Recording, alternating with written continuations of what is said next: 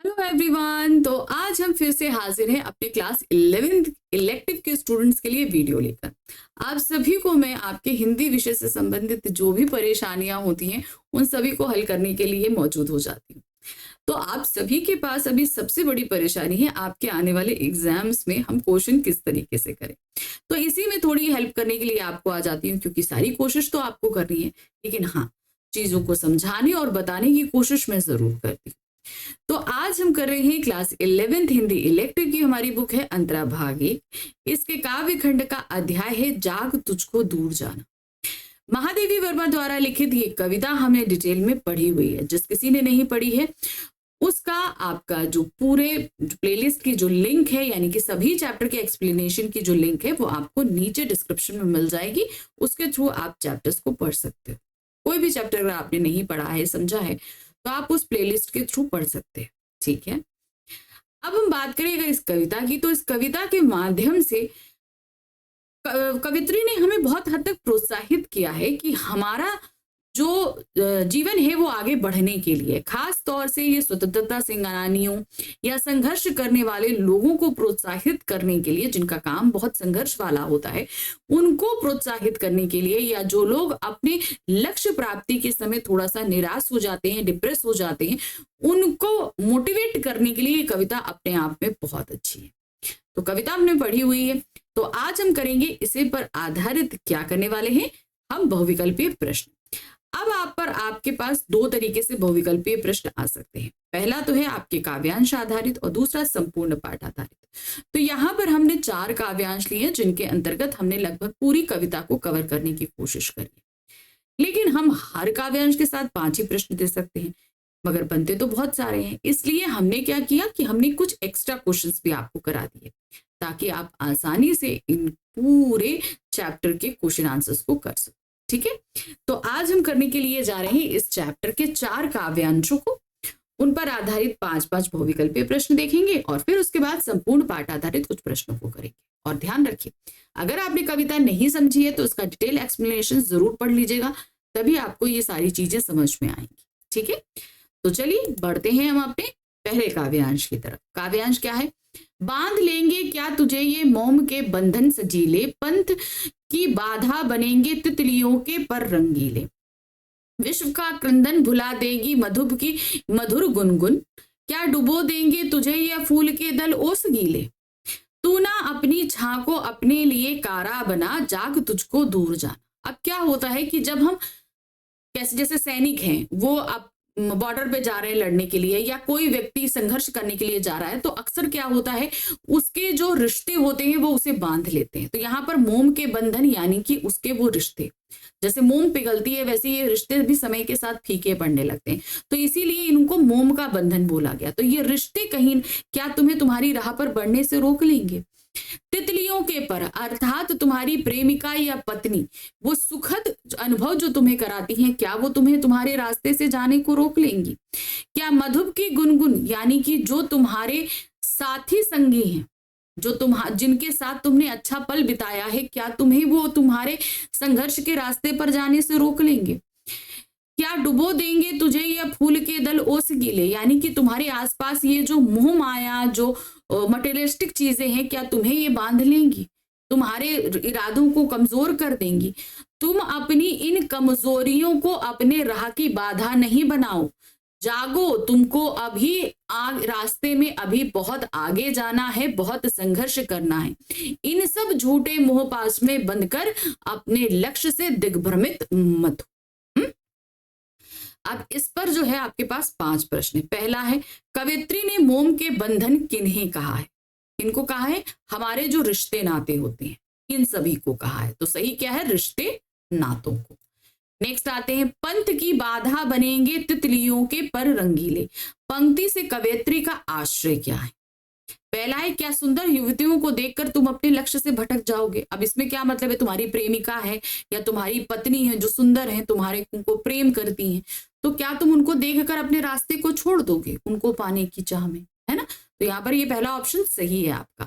क्या रास्ते की तितलियों को देखकर तुम्हारे कदम रुक जाएंगे? नहीं। क्या तुम्हारा रास्ता सुंदर तितलियां रोक लेंगी? नहीं। क्या तितलियों की तरह तुम भी रास रंग में डूब जाओगे? नहीं। तो यहाँ पर जो है तुम्हारे जीवन में जो भी स्त्री है या जो स्त्रियां आने वाली है, उनके मोहपाश में बंधकर तुम अपने लक्ष्य को भूल जाओगे। कर्तव्य पथ की बाधा कौन बनते हैं? कौन बनते हैं? जो हमारे जो मटेरियलिस्टिक चीजें होती हैं, जैसे घर है, बंगला है, गाड़ी है, ये सारी चीजें कहीं ना कहीं हमारे रास्ते को रोकती हैं कि नहीं, हम ये सारी सुख सुविधाओं का लाभ उठाते हैं, हम क्यों जाएं कहीं लड़ने के लिए, है ना। तो सही क्या है? सांसारिक विषय वासनाएं, इन्हें हम मटेरियलिस्टिक चीजें कहते हैं, जो हमें संसार में रहने पर प्राप्त होती हैं, जो सुख सुविधा के साधन होते हैं। कैसे व्यक्ति सांसारिक मोहमाया व विषयों से नहीं उलझते हैं? ऐसे कौन से लोग होते हैं जिनकी इच्छा शक्ति जो अपने आप में बहुत मजबूत होती है, उन्हें लगता है कि ये सारी चीजें नहीं, उनका जो टारगेट है उनको वही पाना उनके लिए जरूरी है ना, जो उनकी तरफ जल्दी खींचे चले आते हैं, जो उनमें फंसकर निकल चुके हैं, जो रास रंग में पहले ही उलझे होते हैं, जो दृढ़ प्रतिज्ञ होते हैं। तो सही क्या है? जो दृढ़ प्रतिज्ञ होते हैं। लक्ष्य की प्राप्ति कब होती है? अब हमने जो टारगेट डिसाइड किया है उसकी प्राप्ति हमें कब होगी? जब उसके लिए पहले से ही तैयार हो रहता है? नहीं। जब उसे सहयोग करने वाले मिल जाते हैं, जब मनुष्य अपने सुख आराम को तिलांजलि देता है। जाहिर सी बात है, अब हम अपने सुख को जब छोड़ देंगे तभी तो हमें अपना लक्ष्य प्राप्त होगा। अगर हम सुख में उलझे रहेंगे तो हम संघर्ष नहीं करेंगे, परिश्रम नहीं करेंगे तो लक्ष्य की प्राप्ति ही नहीं होगी। तो सही क्या है यहाँ पर? गा ऑप्शन, जब मनुष्य अपने सुख आराम को तिलांजलि दे देता है। अब आ गए हम दूसरे काव्यांश में। वज्र का उर एक छोटे अश्रु कण में धो गलाया, दे किसके जीवन सुधा दो घूट मंदिरा मांग लाया। सो गई आंधी मलय की बाद का उपधान लेकर, विश्व का अभिशाप क्या चिर नींद बनकर पास आया। अमरता सुध चाहता क्यों मृत्यु को उर में बसाना, जाग तुझको दूर जाना। अब क्या होता है ना, बहुत सारी चीजें हमें ऐसे रास्ते पर चलने से रोकती हैं जहां पर हमें आगे बहुत खतरा दिखता है। कहने का मतलब है, अब जैसे बहुत सारे काम होते हैं जहां पर जान का खतरा होता है, तो उस जगह पर जहां पर हम अपने रास्ते को लेकर डर जाते हैं, उस जगह के लिए बात कर रही है कवित्री की, यानी कि वज्र का उर एक छोटे अश्रु कण से धो गलाया, यानी कि तुमने तो बड़े दृढ़ संकल्प के साथ अपना रास्ता चुना था और किसी ने 2 आंसू बहाए तुमको रोकने के लिए और तुमने अपना लक्ष्य छोड़ दिया। दे किस जीवन सुधा दो घूट मदिरा मांग लाया, यानी कि तुमने किसको अपना लक्ष्य दे दिया और तुम इस सारी सुख सुविधाओं में फंस गए।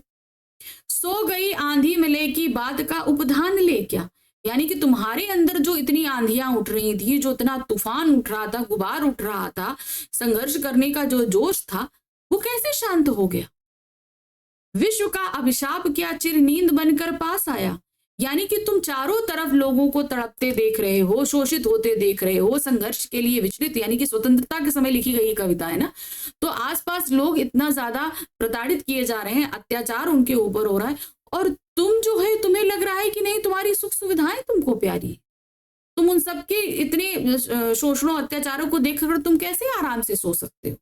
अमरता सुत चाहता क्यों मृत्यु को उर में बसाना, तुम अपने अमरता सुख का मतलब है कि तुम जो है संघर्ष करते, अगर तुम स्वतंत्रता लड़ोगे तो उसमें अगर तुम्हें मृत्यु प्राप्त होगी तब तो तुम जीवन के लिए अमर, यानी कि देखिए स्वतंत्रता संग्रामी जो हुए, जिन्होंने देश के लिए अपनी जान दी, वो आज जरूर मृत्यु को प्राप्त हो चुके हैं, लेकिन आज भी हम उनको याद करते हैं, यानी कि मर के भी वो अभी भी याद किए जाते हैं, तो वो लोग अमर हैं, है ना, वो अपने कर्मों के कारण अमर हो गए।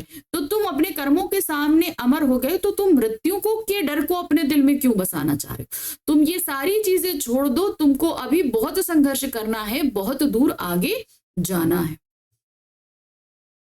अब इस पर 5 प्रश्न है। पहला प्रश्न है, 2 घूंट मदिरा से कवित्री का क्या अभिप्राय।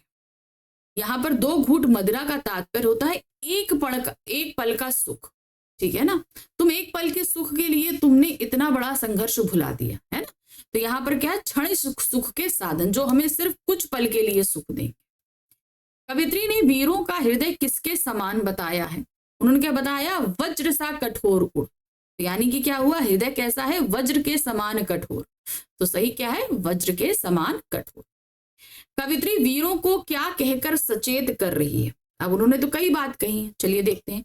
तुम अपने हृदय को लक्ष्य प्राप्ति तक कठोर ही बनाए रखना, अपने हृदय में क्रांति की मशाल जलाए रखना, मोह माया रूपी मृत्यु से सर्वदा दूर रहना, उपरोक्त में से कोई नहीं। तो यहाँ पर कवित्री ने ऐसा कुछ कहा ही नहीं है, पहली चीज तो ध्यान देना, ठीक है। उन्होंने क्या बोला है कि तुम्हारा कठोर हृदय, यहाँ पर हम कविता को अगर हम देखें, यहाँ पर देखिए, वज्र का उर एक छोटा अश्रु धो लाया, तुमने ये बताया है कि कठोर हृदय है, लेकिन तुम एक क्षणिक सुख के लिए तुमने वो सारा कठोरता धो दी। यानी कि कौन सा ऐसा व्यक्ति था जिसके इमोशंस ने तुम्हारे उस कठोर वज्र को पिघला दिया, है ना। तो ये बात तो उन्होंने कही नहीं। तो यहाँ पर अगर हम कहेंगे तो कवित्री ने इनमें से कोई भी बात नहीं कही है। तो सही क्या है आपका घ ऑप्शन। लक्ष्य प्राप्ति में बाधक तत्व है, क्या है बाधक तत्व? कोमलता, दुर्बलता, कठोरता। तो यहाँ पर सही क्या है? कोमल और दुर्बलता। यानी कि किसी के दो आंसू, सुख, ये सारे हमारे लिए बाधक तत्व हैं। तो यहाँ पर हम का और खा लगाएंगे। प्रस्तुत पद्यांश में किस गुण की प्रधानता है? यहाँ पर कवित्री आपको मोटिवेट कर रही हैं उन स्वतंत्रता सेनानियों को, नहीं आगे बढ़ो, तुम्हें संघर्ष करना है। तो यहाँ पर जब उन्हें मोटिवेट कर रही है तो कौन सा गुण रहेगा? वो रहेगा ओज गुण। ठीक है, सही क्या है? ओज गुण। चलिए अब हम आगे काव्यांश संख्या 3 पे। कहना ठंडी सांस में अब भूल वह जलती कहानी, आग हो उर में तभी द्रग में सजेगा आज पानी। हार भी तेरी बनेगी माननी जय की पताका, राख क्षणिक पतंग को है अमर दीपक की निशानी। है तुझे अंगार शैया पर मृदुल कलियां बिछाना, जाग तुझको दूर जाना। अब कवित्री क्या कह रही है स्वतंत्रता सेनानियों को? कहना ठंडी सांस में अब भूल व जलती कहानी। यानी कि जो तुम इतना संघर्ष कर रहे हो उसे ठंडा नहीं होने दो। यानी कि वो संघर्ष की लौ तुम अपने अंदर जलाए रखो, क्योंकि ये कहानी आगे जाकर कही जाएगी। आग हो उर में तभी द्रग में सजेगा आज पानी। यानी कि जब तुम्हारे हृदय में संघर्ष करने की आग होगी तभी जीत के आंसू आंखों में सजेंगे। हार भी तेरी बनेगी माननी जय की पताका। यानी कि मान लो अगर तुम अपने संघर्ष के रास्ते में अपने आप को बलिदान भी कर देते हो, तुम्हारी इस बलिदान से इस देश की जय की पताका लहराएगी, उसमें तुम्हारा योगदान होगा। राख क्षणिक पतंग को अमर दीपक की निशानी। अब इसका एग्जाम्पल देते हुए कहती हैं कि एक पतंगा भी दीपक की रोशनी पर अपने आप को न्यौछावर कर देता है, और उसकी जो राख होती है वो उस पतंगे की विजय को दर्शाती है कि वो उस आग से नहीं डरा, लेकिन उसका प्रेम था उस आग में जलना, उसने अपने आप को जला लिया। तो उस पतंगे की विजय की कहानी कौन कहता है? वो आग कहती है, मतलब वो उसके पतंगे की राख उसकी कहानी को सुनाती है। तुझे अंगार शैया पर मृदुल कलियां बिछाना। यानी कि तुम जिस रास्ते पर चल रहे हो ये बहुत कठिन रास्ता है, तुम्हें इस कठिन रास्ते को आने वाली पीढ़ी के लिए कोमल बनाना है। जागो, अभी बैठकर आराम करने का समय नहीं है, अभी तुमको बहुत दूर जाना है। अब इस पर 5 प्रश्न है। प्रस्तुत पद्यांश में कवित्री वीर व्यक्ति को किससे सावधान होने के लिए कह रही है? जो हमारे अंदर इमोशंस आते हैं, जो फीलिंग्स, जो भावनाएं आती हैं, वो कहीं ना कहीं हमको कमजोर कर देती है, तो उससे सावधान रहने के लिए कवित्री कह रही है। तो सही क्या है? भावनाओं में ना बहने से, इससे हम कमजोर हो जाते हैं। आंखों में पानी कब होगा? जब हृदय में कुछ करने की, क्या कहते हैं, कुछ कठोर हृदय से हम कुछ करेंगे, आग दिल में होगी, जब हमारे अंदर कुछ करने की तड़प होगी तभी तो विजय के आंसू आंख में आएंगे, है ना। तो सही क्या है? जब हृदय में कुछ करने की तड़प होगी तभी आंखों में पानी आएगा। पद्यांश के आधार पे कौन सा वाक्य सही है? ठीक है, चलिए देखते हैं। तुम पुराने दुखों को याद करो, नहीं, ये बात तो नहीं किया। प्रतिदिन पूजा पाठ करो, ये बात भी कवित्री ने कही। आज की पराजय कल तुम्हारे लिए विजय का रूप लूगी, बिल्कुल सही। अगर मान लो आज तुम पराजित होकर मृत्यु को प्राप्त भी हो जाते हो, मगर तुम्हारा ये बलिदान आने वाले समय में उस जय का, यानी कि जो विजय हम प्राप्त करेंगे उसका अंश होगी। तो सही क्या है आपका यहाँ ग ऑप्शन। दूसरों के प्रति अपनी जिम्मेदारियों को समझो, नहीं। तो यहाँ पर आज की पराजय कल तुम्हारे लिए विजय का रूप लेगी। प्रश्न संख्या 4 है। पद्यांश के अनुसार दीपक की लौ में जलकर भी पतंगा क्या प्रकट करता है? बताइए कि उसने वो उस आग से जला नहीं, है ना, तो और क्या हुआ, वो उसमें जलकर हमेशा के लिए अमर हो गया। तो उसका प्रेम, उसका परिश्रम, उसकी अमरता दर्शाती है उसकी राख। तो सही क्या है, अपने परिश्रम व अमरता। अच्छा, यहाँ पर अमरता गलत लिखा हुआ है, यहाँ पर होगा मा रा और ता, ठीक है, अमरता, ठीक है, अमरता को दर्शाती है। तो यहाँ पर का ऑप्शन सही है। नेक्स्ट आते हैं, प्रस्तुत पद्यांश की प्रेरणा क्या है? स्वतंत्रता के लिए बलिदान होने की, यानी कि आप भाई देश को स्वतंत्र कराना है तो उसके लिए अगर आपको बलिदान भी देना पड़े तो उसके लिए आप तैयार रहिए। तो यहाँ पर गा ऑप्शन होगा। चलिए अब हम आ जाते हैं चौथा काव्यांश। क्या दिया है, चिर सजग आंखें उन्नीदी आज कैसा व्यस्त बाना है, जाग तुझको दूर जाना है। अचल हिमगिरी के हृदय में आज चाहे कंप होले, या प्रलय के आंसुओं में मौन असलियत व्योम रोले। आज भी आलोक को डोले तिमिर की घोर छाया, जाग तुझको विद्युत शिखाओं से निष्ठुर तूफान बोले। पर तुझे है नाश पद पर चिन्ह अपने छोड़ आना, जाग तुझको दूर जाना। तो ये कविता की स्टार्टिंग की पंक्तियां हैं, यहां से शुरू हुई थी कविता। क्या कह रहे हैं, चिर सजग आंखें उन्नीदी आज कैसा व्यस्त बाना। मतलब तुम कहते हैं ना, संघर्ष करते करते जो स्वतंत्रता सेनानी है वो डिप्रेस हो गया है, निराश हो गया है, तो उसे मोटिवेट करने के लिए कविता कवित्री ने लिखी है। तो क्या कह रहे हैं कि जागो, अपनी आंखों में जो तुमने ये निराशा भर रखी है इसको हटाओ, तुम्हें अभी बहुत दूर जाना है, बहुत संघर्ष करना है। अचल हिमगिरी के हृदय में आज चाहे कंप होले, यानी कि आज पर्वत भले ही उनके हृदय में कंपन हो जाए, यानी कि तूफान भूकंप आ जाए, या प्रलय आंसुओं में मौन असलियत व्योम रोले, यानी कि आज जो है चाहे आकाश रो पड़े, मतलब आज भयंकर भूकंप आ जाए, आज भयंकर आंधी तूफान आ जाए, यानी कि आकाश रो ले। आज भी आलोक को डोले तिमिर की घोर छाया, यानी कि चारों तरफ अंधकार छा जाए, यानी कि प्रलय आ जाए। कहने का मतलब ये है, जाग तुझे विद्युत शिखाओं में निठुर तूफान बोले, तुमको जगाकर जो है, जो विद्युत यानी कि जब बादल आते हैं तो बिजली चमकती है ना, तो वो तूफान जो है तुमको बोल रहे हैं, तुम्हें इस नाश पंथ पे, यानी कि ये जो स्वतंत्रता का संघर्ष है इसमें तुम्हें अपने कदमों के निशान छोड़ने हैं, यानी कि तुम्हें अभी बहुत संघर्ष करना है। चाहे जितनी विपरीत, मेन क्या बताया कि उन्होंने एकदम भयंकर परिस्थितियों को सामने रखा है कि चाहे जितनी विपरीत परिस्थितियां हो जाएं, कुछ भी हो जाएं, तुम्हें अपने रास्ते को नहीं छोड़ना है, आगे बढ़ते रहना है। स्वतंत्रता के इस पद पर तुम्हें अपने निशान छोड़ने, अर्थात तुम्हें अपना संघर्ष नहीं करना है, निराशा को अपने ऊपर हावी नहीं होने देना है।